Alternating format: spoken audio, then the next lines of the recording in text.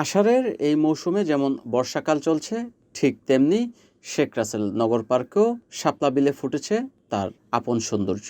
শেখ রাসেল নগর পার্কে অন্যান্য জীব বৈচিত্র্যের মধ্যে সবচেয়ে সুন্দর ও প্রাকৃতিক সৌন্দর্যে ঘেরা যে দৃষ্টিনন্দন পুকুর, সেটি হলো শাপলা বিল।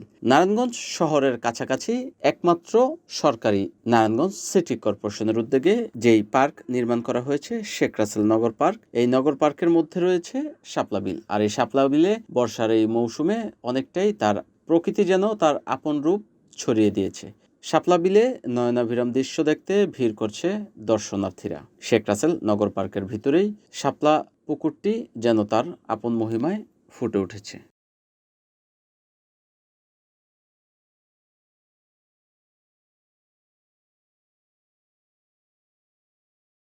NAN TV, Narayanganj.